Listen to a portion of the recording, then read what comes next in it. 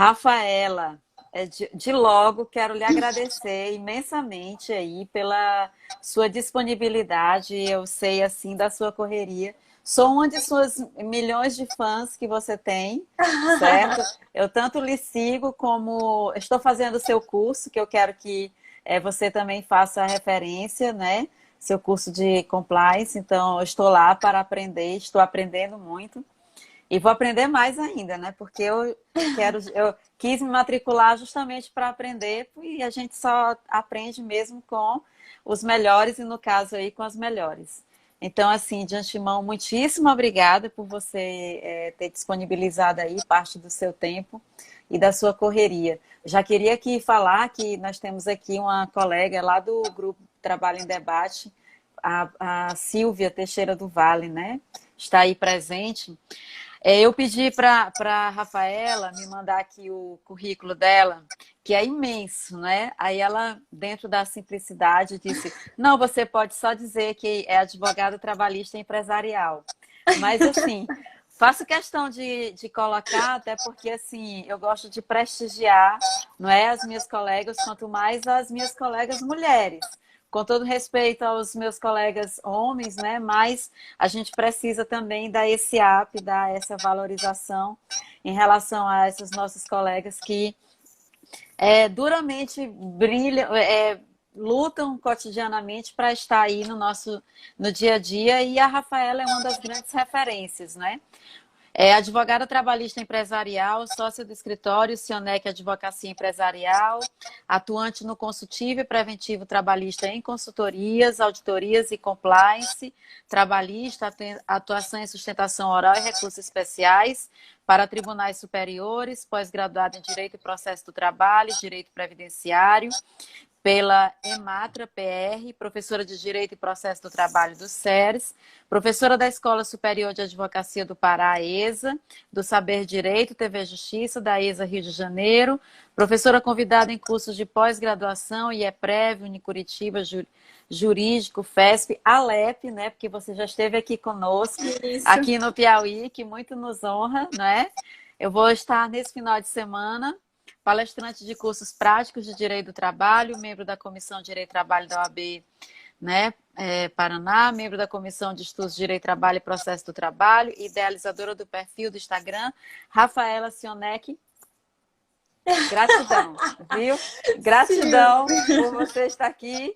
E aí, assim, eu havia lhe convidado e até fico assim de estar ali ocupando, mas é porque também eu quero que você deixe aí uma fala sua para os meus alunos de graduação e pós-graduação que visitam aí sempre o meu perfil, que você nos falasse assim desse papel do compliance trabalhista, até porque hoje ele é assim importantíssimo no nosso meio, né? Assim, não há mais como se falar em atuação nas relações trabalhistas sem que os empregadores, os prepostos, eles estejam antenados em relação ao que seria esse compliance. Então, assim, eu gostaria que você, né, dentro da sua expertise, já começasse a nos colocar essa fala inicial.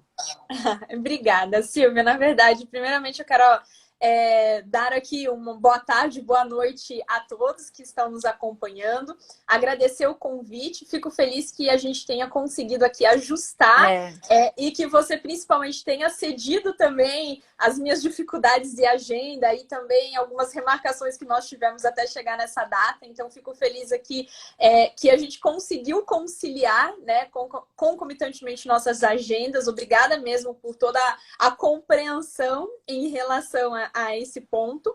E também agradecer aqui pela leitura do currículo. Eu confesso que eu sou bem desapegada, tá?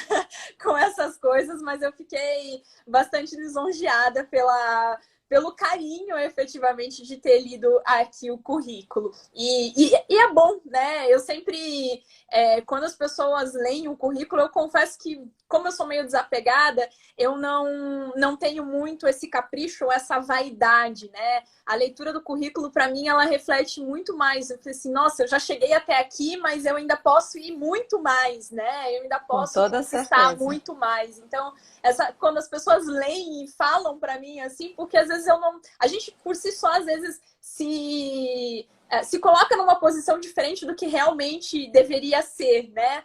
Por uma N condições. Mas vamos lá, o nosso tema da live, falando sobre a importância, o papel do compliance trabalhista, né? E você mencionou algo muito importante dentro das relações de trabalho, que a gente não consegue falar hoje das relações de trabalho sem um dever, na verdade, ético, né? Muito antes de falar de compliance trabalhista, é uma atuação ética que se impôs aqui prioritariamente e primordialmente dentro dessas relações de trabalho, né? E isso teve uma mudança também até para o advogado trabalhista. A gente saiu basicamente daquele advogado trabalhista, ainda que eu me posicione empresarialmente falando, eu saí daquela posição de defesa de uma parte e passei a defender o ambiente de trabalho, né? Eu passei a defender algo muito mais amplo, eu passei a defender as relações de trabalho, as relações de emprego e todas essas relações que implicam dentro da área trabalhista.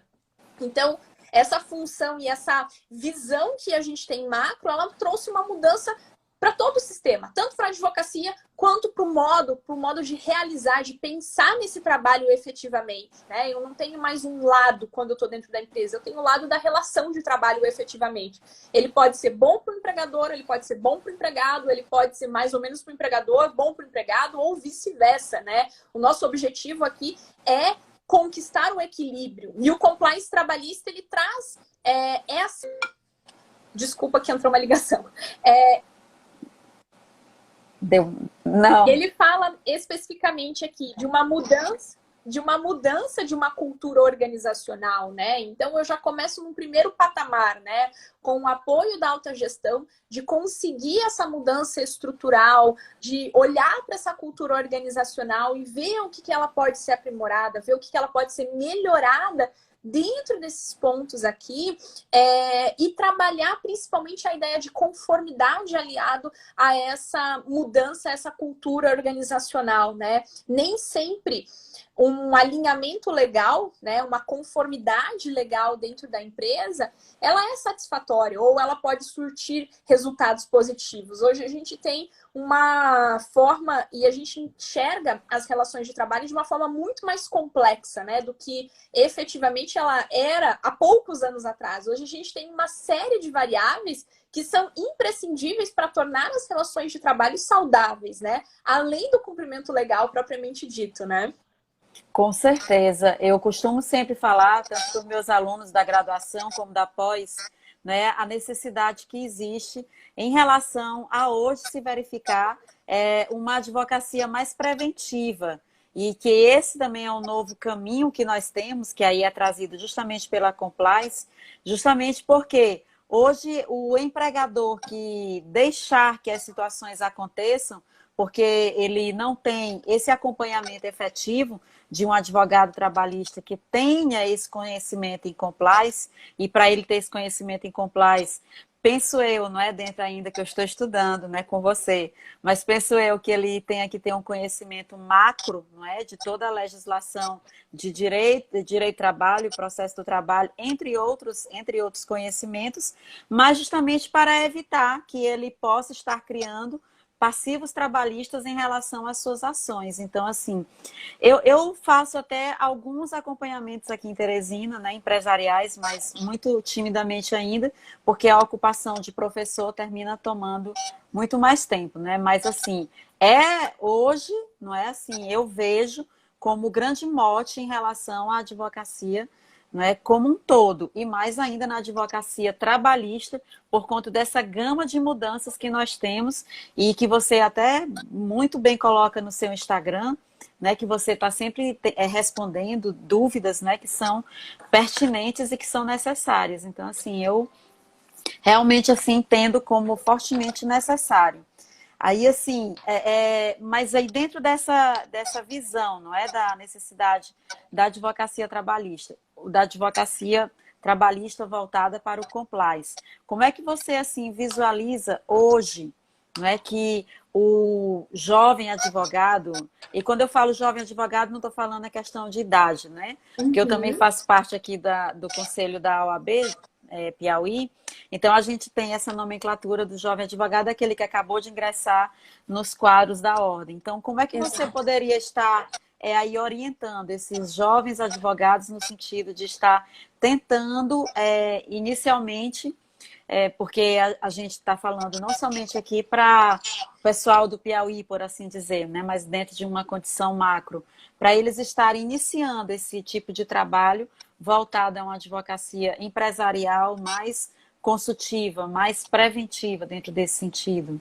Perfeito, perfeito. Primeira necessidade que a gente tem, e principalmente quando a gente fala de jovem advocacia, né? Todos nós já passamos ou somos e estamos nessa fase, né? Então, eu lembro que a minha maior dificuldade quando eu já estou formada, esse ano eu completo 10 anos de formada. Então, a minha maior dificuldade no início da minha advocacia, e como jovem advogada, foi a primeira delas, justamente de definir um posicionamento, de dizer e bater no peito, eu sou advogada trabalhista empresarial, né? Eu era advogada trabalhista, mas junto eu era advogada também do que vinha, né? Eu tenho, até esses dias estava finalizando um caso que é de 10 anos, inclusive, que é um negócio de testamento, enfim, de coisa de família, né? E a gente aprende várias coisas, não advogar para a família também, né? Entre essas coisas. Dentro dessa linha. Mas voltando aqui no foco, então a dificuldade que a gente tinha efetivamente era de se posicionar. Então, assim, essa é a primeira dúvida que eu respondo de todos os jovens advogados. Não tenha esse medo, né? Se posicione, porque quanto mais cedo você se posiciona, mais cedo você vai colher esses resultados da sua escolha certa e posicionada, né? Porque hoje a gente fala muito em construir uma autoridade, em ser visto, né? Ter uma percepção de especialista, autoridade ou até mesmo referência dentro daquele assunto. E qualquer um de nós precisa caminhar ou trilhar este caminho para conseguir ali o que objetiva, né? Ou seja, esse posicionamento vem num primeiro momento. Num segundo momento, né, para falar da advocacia consultiva trabalhista em si, a gente tem que entender quais são as ferramentas dessa advocacia consultiva, né? A advocacia consultiva trabalhista que se faz hoje não é a mesma que eu fazia, sem brincadeira, há 3 ou 4 anos atrás. É um tempo muito pequeno, né? Hoje a gente ampliou o leque de possibilidades, a gente ampliou o leque de serviços. Quando eu falo em advocacia consultiva, ela não se resume a consultorias, né? A ficar respondendo o cliente ou atendendo o cliente, ela vai muito além disso, né? E ela vai muito além de outros serviços. Tá aí o compliance trabalhista para provar para nós que nós temos outras oportunidades e frentes de trabalho dentro da advocacia consultiva. Então, você definiu o seu posicionamento, você entende que a advocacia consultiva ela vai te dar uma série de oportunidades, você tem que definir também para quem que você quer trabalhar dentro desse nicho, né? Ou seja, é importante também você definir essas empresas, né? Quais são as empresas que eu quero atender, né? Ou seja, definir o seu público-alvo, depois você passa por uma definição até muito mais detalhada, que a gente fala da persona, que é o cliente ideal para dentro do seu escritório, e assim, principalmente, entender as necessidades do cliente, né? Eu vejo a falha de jovens e não tão jovens advogados nessa ideia de que a advocacia consultiva é consultoria, auditoria e compliance trabalhista. E aí, como o compliance, de fato, desses 3 serviços que são o carro-chefe aqui da advocacia consultiva, eles falam, não, o compliance é o serviço mais rentável, né, onde eu consigo precificar com os honorários maiores, e aí, por isso que tem uma precificação maior, eu vou oferecer a todo modo, a todo custo, àquele cliente esse tipo de serviço. Então, esse é o primeiro erro que acontece. E aqui não tem idade, pode ser jovem, pode ser advogado mais maduro. A gente acaba, num primeiro momento, se fantasiando, se sediando pela ideia do compliance, que muitas vezes não cabe dentro daquele cliente ainda, né? Porque o cliente ele precisa também entender os serviços, né? Dentro da advocacia consultiva trabalhista, a gente tem uma dificuldade muito grande. E acho que você, Silvia, também pode até me confirmar isso, porque eu sei pelos alunos da pós, da Alep, que a gente vai... a gente tem um intensivão praticamente com eles, né? Então, a gente vai conversando e eles vão tratando e falando um pouco da realidade que é a região de vocês vocês, né? E o que que acontece? Essa advocacia consultiva, em algumas regiões também é chamada de extrajudicial ou advocacia preventiva. O empresário, ele ainda não tem a noção da necessidade, porque ele ainda está pegado lá no contencioso, né? Ele está ainda lá pegado às questões do, não, vamos ver o que que vai dar, espera vir ali, né? O contencioso, para depois eu me preocupar. E essa realidade, essa mudança de maturidade, essa mudança de consentimento aqui do empregador ou dos empresários, somos nós que precisamos mostrar para eles, né? Exatamente. Olha, a advocacia consultiva é isso, né? Porque muitas vezes ainda, pela falta de maturidade, de conhecimento, nós somos confundidos com trabalhos de contador, né? Às vezes já peguei no início, principalmente, os meus clientes, não, mas isso é o trabalho do contador? Eu falei assim, bom, então vamos pagar para ver, então, se é o trabalho do contador, né? E aí, percebe-se essa nossa missão e função de mostrar a importância da advocacia consultiva, que ela não se resume aqui às questões desses 3 tipos de serviço, né? E principalmente de trazer importância para o cliente na contratação desse serviço, né? Importância, benefícios desse serviço da advocacia consultiva. E aí, se for o caso também, de falar de um compliance trabalhista para dentro daquela organização, né? Realmente, você tocou em pontos fundamentais, até porque, assim, eu já ouvi essa fala. Eu já ouvi essa fala, né? Assim, tratando com clientes, né? Em relação a isso. E aí, aproveitando que você já está adentrando mesmo, mais especificamente no tema, eu me deparei já com algumas situações, né, reais que são referência quanto a esse momento de pandemia que nós estamos vivendo e que quando se tenta fazer essa orientação para o cliente, no caso, porque a gente tem um trabalho de acompanhamento, mas no caso dos processos, né? Porque aqui em Teresina Piauí ainda termina acontecendo isso, que nós somos mesmo mais contratados já dentro da questão, quando já existe a lide judicial e aí nós somos chamados, mas é rara ainda a condição de haver essa consultoria prévia. Mas, mesmo dentro dessa consultoria prévia, o não conhecimento de alguns colegas leva a algumas orientações erradas. Eu posso até estar equivocada e me antecipar de até chamar errada. Porque nós estamos vivendo alguns momentos. Momento 1 que nós vivemos, que foi justamente quando iniciou essa crise de pandemia, que foram as demissões que ocorreram. Inclusive, aqui em Teresina, nós tivemos um advogado bem renomado, conhecido, que orientou todos os empresários a demitirem por fato do príncipe, mandar a conta para o Estado e não pagar nenhuma rescisão, e falou isso em rede nacional, numa reunião empresarial. Outro ponto que está sendo, que aí eu queria que você comentasse justamente esses aspectos.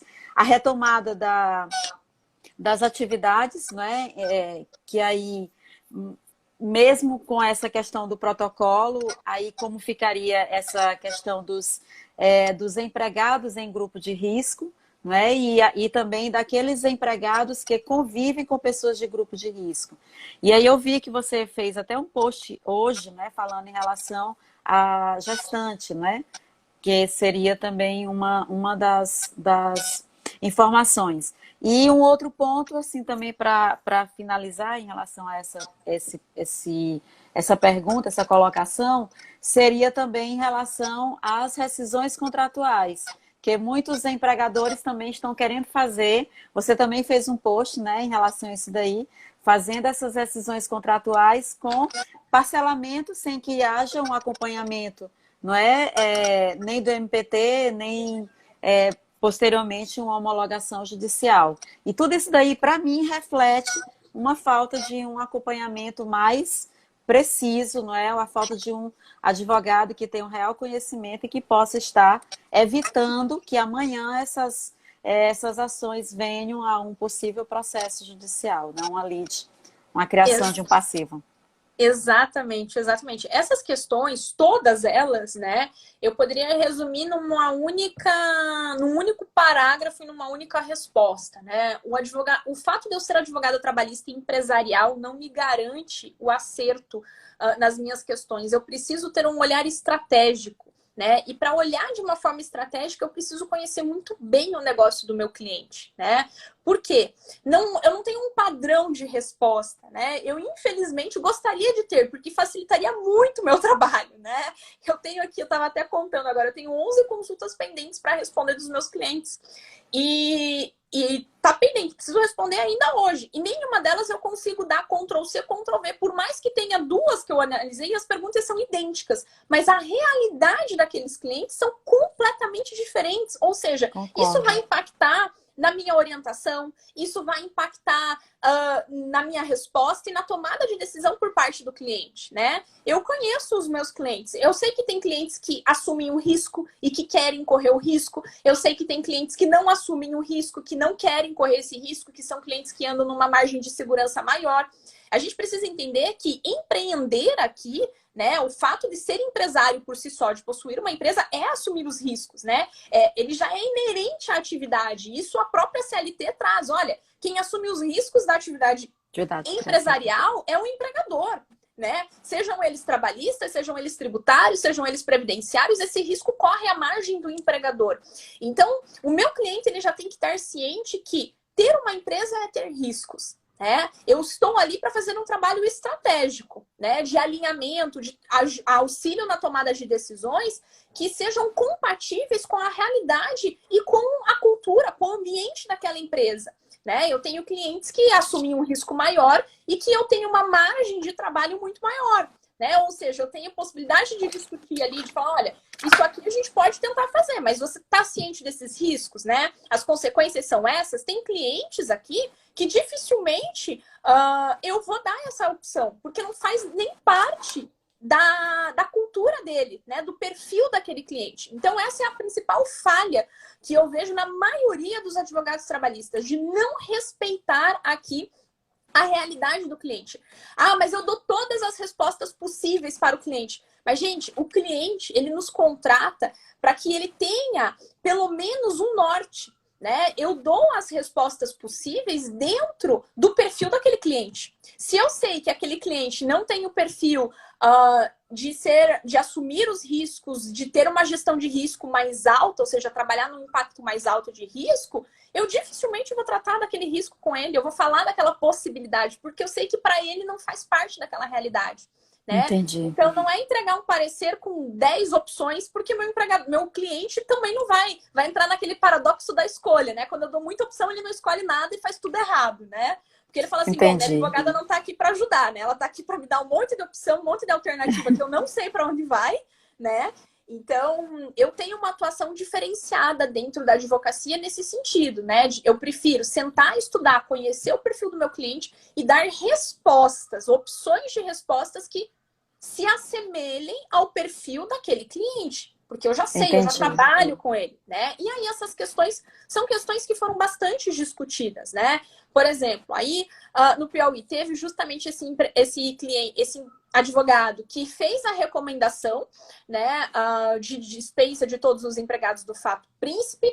Aqui no Rio de Janeiro nós tivemos também, inclusive foi noticiado, que foi a churrascaria Fogo de Chão, que depois foi revertida.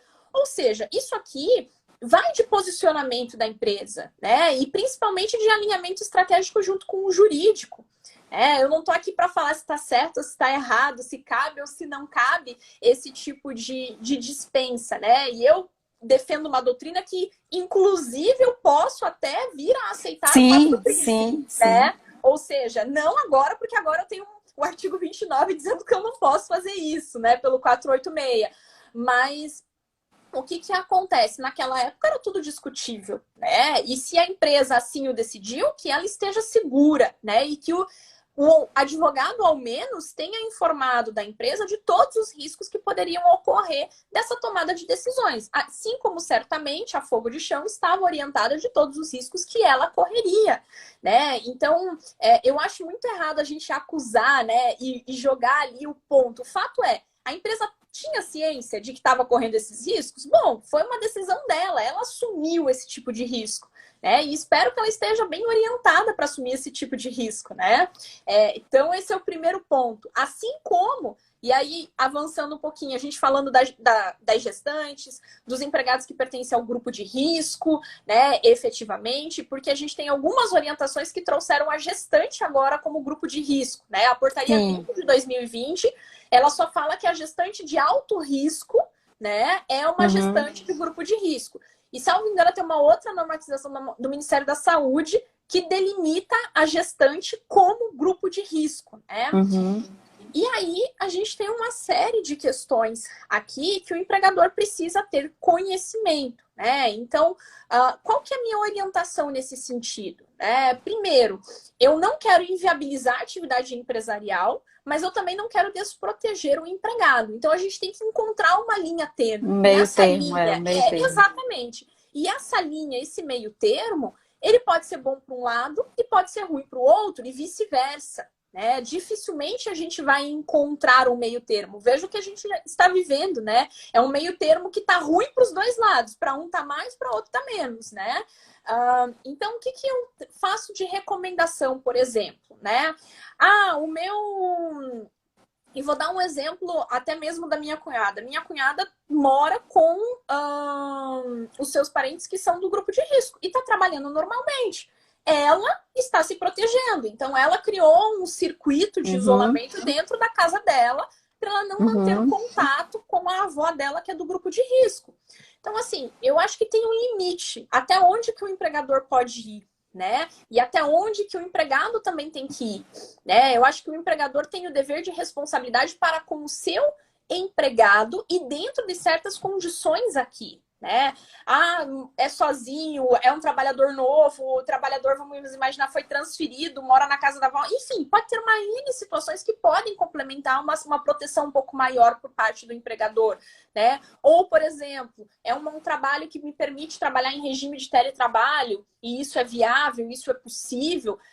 Tem certas situações que podem e devem ser estudadas aqui dentro dessas condições, né? Mas eu também não concordo de que toda essa responsabilidade, essa carga deve ser jogada para o empregador, né? Como se ele fosse o único responsável por dar soluções durante a pandemia, né? Ele é responsável por dar soluções dentro do ambiente do trabalho dele. Né, de proteger os funcionários, de obrigar o uso do EPI, de verificar um transporte coletivo, né, que tipo de transporte esse empregado vem, de garantir isso. Por exemplo, tem empresas que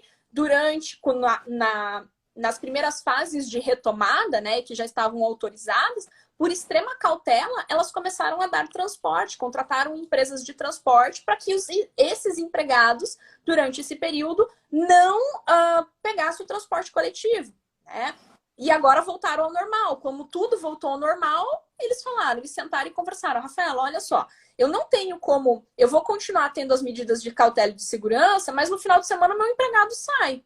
O final de semana inteiro, porque tá tudo liberado. Aí eu tenho que continuar oferecendo e arcando com um custo de cuidado. Então, assim, é aquela coisa de 2 pesos e 2 medidas, né? Que a gente nunca encontra as respostas. Agora que as coisas estão todas liberadas, por exemplo, aqui no Rio de Janeiro, foi liberado até realização de eventos com 100 pessoas, salvo engano. Então, eu já tenho eventos, eu já tenho possibilidade de realização de shows, salvo engano, pequenos também foram realizados, foram liberados. Ou seja... Os comícios, né? A gente está vendo aí na fase eleitoral, os comícios, as pessoas todas, né, em aglomeração. Pelo menos assim, nas redes sociais, é só o que eu estou vendo agora.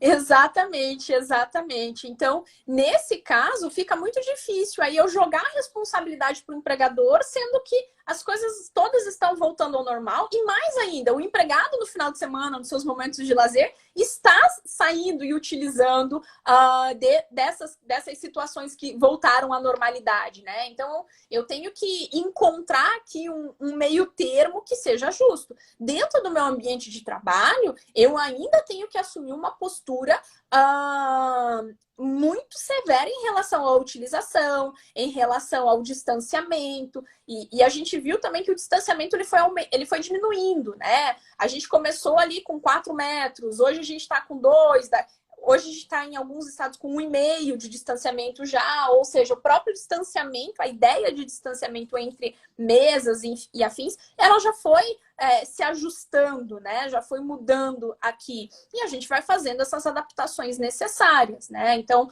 por exemplo, algumas empresas ainda estão no rodízio, né? Dos funcionários, vem um grupo trabalhar tal dia, outro grupo para evitar aglomeração, porque acaba existindo aglomeração dentro daquela empresa, né? Então, é uma questão de analisar a realidade de cada uma dessas empresas e principalmente a realidade local, né? Porque, por exemplo, aqui no Rio tá liberado. Eu tenho clientes em Curitiba, que lá em Curitiba eu não tenho a liberação ainda para eventos, para shows, para aglomerações, né? Ou seja, não tá liberado evento nenhum para qualquer número de pessoas, independentemente do número de pessoas. Então, é olhar esse tipo de situação e de realidade local também, né? Perfeito, Rafaela. Entra bem também, ainda bem que eu estou seguindo, de certa forma, a sua orientação dentro do que eu também coloco. Que eu sempre digo assim, que não dá para você fazer uma análise do geral, não é? E externar isso daí como se fosse uma regra absoluta para todos os casos. Então, ainda bem que eu estou dentro da sua linha aí e vou ficar ainda mais antenada, não é? Depois que terminar o seu curso. E assim, eu sei que eu vou até terminar a live um pouquinho mais cedo, porque eu sei que você tem outro compromisso. Mas Ai, como forma assim de finalização até, como é que o compliance trabalhista pode estar atuando em relação a medidas preventivas no âmbito dos acidentes de trabalho, considerando até o conflito que houve inicialmente da nossa própria legislação em relação ao Covid, se seria doença ocupacional, se não teria, se haveria uma concausa, um nexo causal, como é que o compliance você acha que o compliance poderia estar auxiliando aí nesse processo? Perfeito. Sem sombra de dúvidas, sim, né? O compliance, ele é um monitoramento constante, né? Eu não implemento o compliance e esqueço da empresa. Eu implemento, estruturo, coloco em prática o compliance trabalhista e, obrigatoriamente, eu tenho que fazer um monitoramento constante e adequar as questões de gestão de risco. E aí, quando eu vou fazer a avaliação de risco, esse monitoramento constante, surge o Covid e a possibilidade de ser caracterizado como uma doença ocupacional e até mesmo as questões de ser caracterizada, se caracterizada como doença ocupacional, de refletir em acidentes de trabalho, efetivamente todas as consequências aqui previdenciárias e trabalhistas que a gente tem dessa caracterização, né? E aí o que acontece? Como que o compliance vai atuar? Bom, primeiro, eu tenho que olhar a atividade da empresa, né? É uma atividade de risco por si só, ou seja, eu estou falando de um hospital, eu estou falando de empregados que estão na linha de frente do combate da Covid. Quais são as ações, então, e as medidas preventivas que eu tenho que tomar para que esses empregados não se contaminem e para que eu diminua o risco de contaminação? Porque eu já sei que o nexo causal ele é direto nesses casos dos empregados que exercem ou que estão na atividade na linha de frente no combate da Covid-19. Agora não, a minha atividade não tem nenhuma ligação, não tem um risco, né, de contaminação, não estou no combate, uma atividade normal na qual está liberada. Como é que o compliance vai trabalhar, né? Primeiro que eu não tenho nexo causal já delimitado, ou seja, eu preciso da comprovação desse nexo causal. O que normalmente eu tenho feito aqui o empregado que possivelmente está contaminado responde um questionário, passa nesse questionário perguntando onde que foi, perguntando se tem mais alguém da família que está contaminado, se não está, se saiu, se não saiu, ou seja, fazendo um questionário de uma série de perguntas, até mesmo para se eximir ou para a empresa se eximir de eventual responsabilidade nessa contaminação.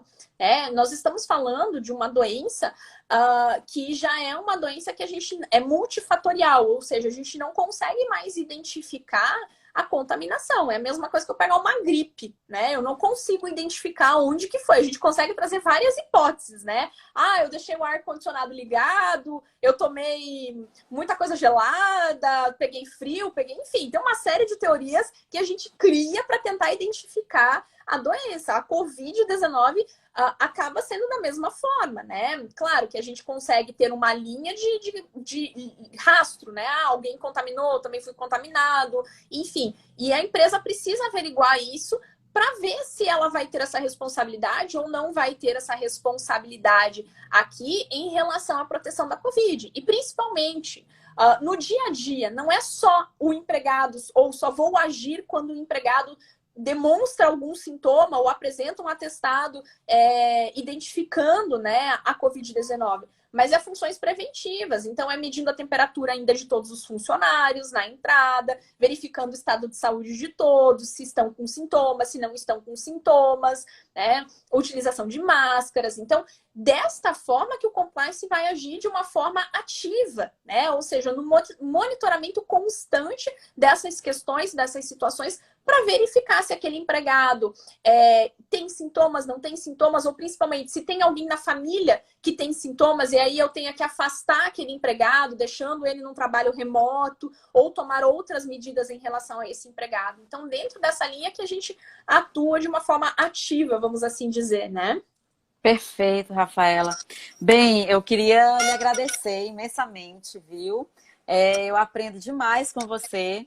Convido a todos, não é? Não somente os que passaram aqui, mas os que vão assistir posteriormente, que vão lá no seu Instagram, porque tem dicas preciosíssimas, super ricas, não é? Porque você é muito generosa em relação a isso. Inclusive também em relação a você, todas as segundas-feiras você faz um acompanhamento, não é? E você faz lá umas lives com perguntas e respostas. E aí eu queria que você fizesse essa fala aí, não é? Sobre as suas atividades, sobre o curso que você está oferecendo aí, que é riquíssimo. Só para a gente fechar. Fechou, fechado, então. Silvia, eu queria agradecer novamente aqui para a gente ter ajustado as nossas agendas, o convite para participar da live. Em breve, na verdade, estarão abertas as inscrições para a comunidade trabalhista empresarial, que é o curso que contempla consultoria, auditoria e o compliance trabalhista e uma série de outros bônus que a gente tem ali como alunos e como membros da comunidade trabalhista empresarial. Para quem quiser informações sobre o curso, pode me mandar no direct para participar da lista VIP. Eu encaminho bem direitinho para vocês aqui, que em breve a gente vai abrir aqui as inscrições para a comunidade trabalhista empresarial. E eu agradeço aqui o carinho pela divulgação do curso também, Silvia. Mas eu quero também que você divulgue o curso de LGPD, né? Que a gente está falando muito sobre LGPD, então você tem um curso também, que é esse que eu estou fazendo, que eu confundi com o outro. É verdade. Me desculpa que eu confundi. E o da LGPD também, as inscrições estão abertas, ele continua aberto. Quem quiser aqui saber um pouquinho mais, lá no meu perfil tem o link do curso do LGPD nas relações de trabalho. E tá incrível, inclusive com vários modelos, que tem mais de um modelo, na verdade, que um cliente me pediu, nem estava no nosso banco de modelos, aqui tô dando spoiler até. Um cliente me pediu um modelo, e aí eu falei assim, nossa, esse modelo é muito bom, vou colocar no curso. Então, provavelmente amanhã ou até sábado eu suba mais um modelo, além daqueles que já haviam sido prometidos e foram entregues aqui, gente. Eu tô sendo uma aluna relapsa lá, mas eu vou me atualizar, porque eu também tô correndo com tudo. Aí eu queria que você realmente fizesse a propaganda dos seus 2 cursos, viu? Os 2 cursos são incríveis. O de Compliance, que vai começar, e o LGPD, que eu me inscrevi, estou participando, mas que estou atrasada, mas vou correr lá para me atualizar. Rafaela, um grande beijo, obrigada pela sua generosidade de sempre, viu? E ela tem uma live agora, gente, às 19 horas, eu vou acompanhar também essa live, porque aprendo todos os dias com ela. Então, forte abraço e te espero aqui quando tudo isso acabar no Piauí, né, Rafaela? Com certeza. É uma das nossas professoras aqui da Pós, que agora a Escola do Legislativo somou com a professora Rafaela Sionec aqui no nosso quadro também, e que foi um sucesso total. Fez a maior, né, foi o maior sucesso aqui entre todos. Pois te aguardo aqui para no próximo módulo a gente já está com Fé em Deus presencial, viu? E sucesso sempre. Com certeza. Tá? Obrigada, Silvia. Desejo mesmo para você que a gente possa se encontrar no presencial em breve.